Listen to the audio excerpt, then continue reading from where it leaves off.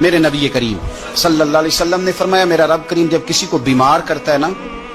تو پھر اللہ فرشتوں کو بھیجتا ہے، فرماتا ہے جب پتہ کر کے آؤ کسی سے میری شکایت تو نہیں کر رہا۔ تو فرشتے جا کے عرض کرتے ہیں مالک اس کے پاس تو جو بھی آیا نا اس نے یہی کہا کہ الحمدللہ جس حال میں اللہ نے رکھا ہے میں راضی ہوں۔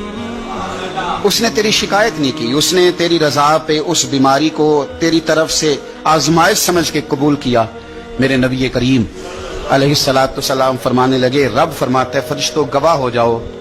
اگر میں اسے اس بیماری سے شفا دوں گا تو جو اس کے پاس خون ہے اس سے بہتر خون اسے عطا کروں گا،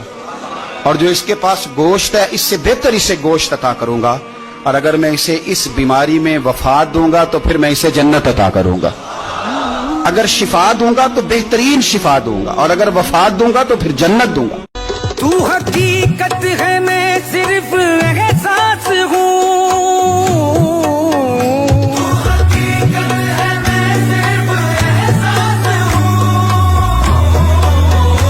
تو سمندر میں بھٹکی ہوئی پیاس ہوں، میرا گھر خاک پر اور تیری راہ گزر،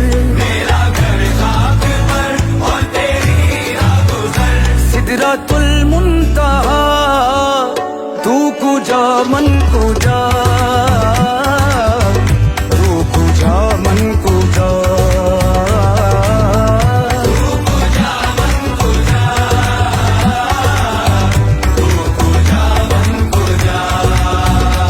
ابو فرمانے لگے تمہیں پتہ ہے جب کسی کے گھر میں بیٹی پیدا ہوتی ہے حضور کیا ہوتا ہے؟ فرمایا میرا مالک 2 فرشتے بھیجتا ہے، فرمایا وہ آ کے گھر والوں کو سلام کہتے ہیں، جنوں اور انسانوں کے علاوہ ساری دنیا ان کے سلام کو سنتی ہے، فرمایا پھر وہ فرشتے اپنے پروں سے اس بیٹی کو ڈھانپ لیتے ہیں اور پھر اس کے سر پر پھیرتے ہیں، اور فرمایا پھر وہ ان کے باپ کو کہتے ہیں ان کی صحیح طرح پرورش کرنا،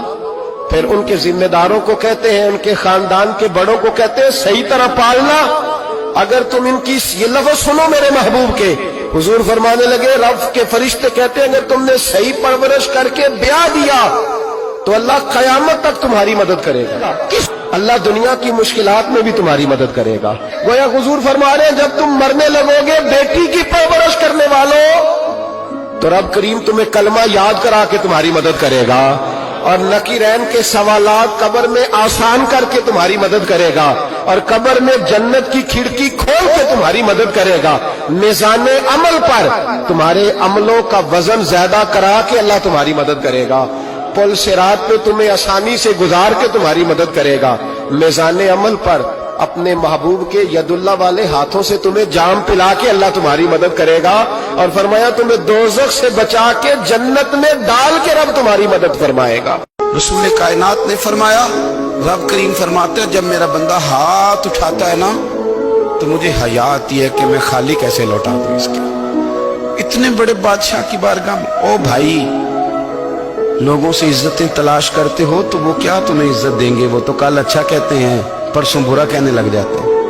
لوگوں کے سامنے گڈ بک میں آنا چاہو گے تو وہ تو سویرے تمہارے بارے میں کچھ کہیں گے، شام کچھ اور کہیں گے۔ اپنی روحانی زندگی آباد کریں، اپنے مسلح کو وقت دیں، اور دنیا سے چھپ کر اس موبائل کو بند کر کے اور اپنے آپ سے بھی چھپ کے اور تنہا ہو کے چھپا کے سارا کچھ اپنے آنسو اپنے رب کی بارگاہ میں پیش کریں، اس کے حضور حاضری دیں۔ تمنا مدتوں سے ہے جمالی مصطفیٰ دیکھو، امام الانبیاء دیکھو، حبیب کبر میں بندہ عاصی ہوں۔